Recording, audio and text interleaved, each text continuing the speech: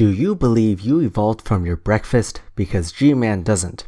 You know, the people that believe in macroevolution believe that you are uneducated and believe that you need to go to school, and they believe that you are like one of the dumbest people in society. Well, maybe not the dumbest since flat earthers exist, but definitely getting there. If you don't believe that you're related to a banana, that you don't share a common ancestor with an orange, that you don't share a common ancestor with peanuts and orangutans and walnuts and dates and almonds. You do realize that the items you named are fruits, right? Minus the orangutan? These are products produced by plants in order to send off their seeds into distant areas. It would be more accurate to say a banana tree, an orange tree, a peanut legume, a date palm, and an almond tree. And yes, technically speaking, we are related to them in a very distant relationship. We're talking about billions of years of common ancestry here. It's hard to imagine, but it'll be easier if you think about how much time that is.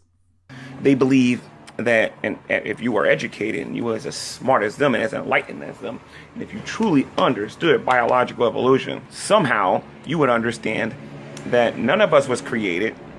There is no intelligence involved in creating in human beings being brought here, but instead you evolved from a titanic creature a long time ago. See, there's a problem with that though. Well, education does help us to understand how evolution works, but the other thing that education brings is skepticism and the ability to understand the importance of the scientific method. In school, students aren't exactly taught too much about the burden of proof and how it works, but that sort of thinking does come with science education. The concepts we learn ultimately teach us how to think equally as much as the concepts themselves.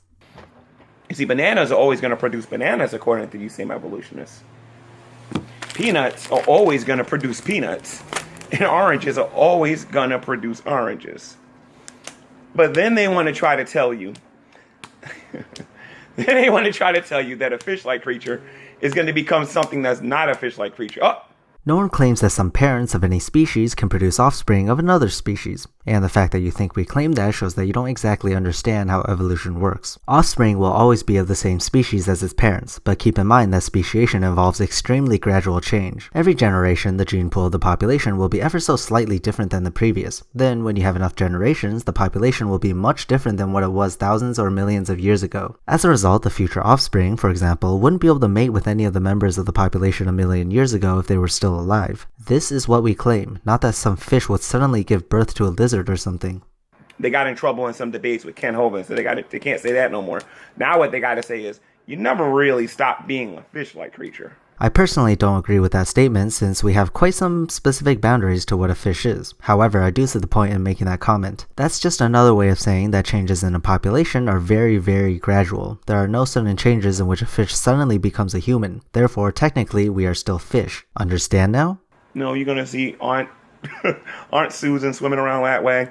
You know, your great grandpappy, swimming upstream. Oh my god. What am I doing with my life? That's it. I'm gonna lose it. I just stop every child out there and ask them, do they believe that they're related to a banana? And stop evolutionists on the street and say, listen, do you believe that this is your distant relative? And make sure I got it on camera when they answer me. You'd be surprised how many people are embarrassed and ashamed to say some garbage like that. Regardless of what they say, I don't see how that would even accomplish anything. Please do something more useful, like supergluing your mouth. Hey, let's go to Great Adventure to the Wild Safari and go look at our relatives swinging on trees and throwing donkey at each other. I'd rather watch them make ridiculous YouTube videos. You're going to sit there and say that a titanic fish, over a long period of time, like evolved into all these different animals or whatever, right? Then you got to be able to show me these transitional fossils. Every fossil we have are transitional. Life is constantly evolving. Every moment in time, the plants and animals are on their way to becoming something of the future. Imagine filling a cup with water. You're basically saying that when the cup is half full, it's not a transitional state, when in reality it is currently transforming from being an empty glass to a full glass. That's the same for every species, except that there is no end goal. We will always be constantly evolving, and the sooner you creationists understand that, the easier this conversation is gonna go. In each phase. You keep claiming that there's all this evidence that's out there, even though you never have it. I went to the museum, and I looked at some of these so-called fossils. And I'm sorry, those so-called fossils that they were showing me were either the bone of other human beings with different head features, or they were the fossils of other monkeys or whatever. And how are you going to explain these fossils then? You claim that they are other humans with different head features. In that case, I challenge you to go out and to find some of the people with a head structure similar to the one we see in natural history museums. Go on, I'll wait here. But in reality, you can't find any, and that's because they evolved to what we are today. They no longer exist. So tell me, if you can't find any, what are these fossils then, and where did they come from? Believe it or not, there's secular leaders out there that don't even believe in evolution. You'd be surprised. You got neo-evolutionists over here and you got Darwinian evolutionists over here, and they can't even agree on what the common ancestor is.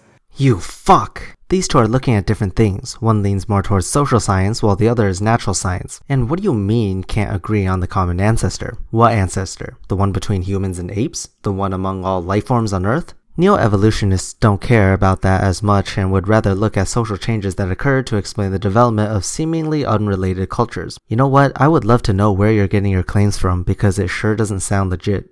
None of you agree on what the common ancestor is. One of you guys will say that it's blue-green algae.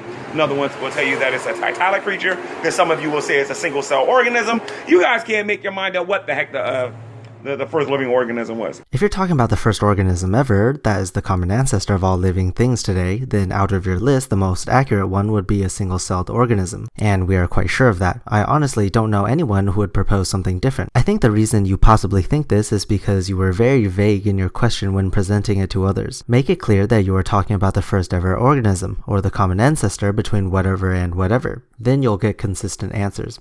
I think just about all of us know now that the scientific method disproves macroevolution since you can't test it and repeat it over and over and over again.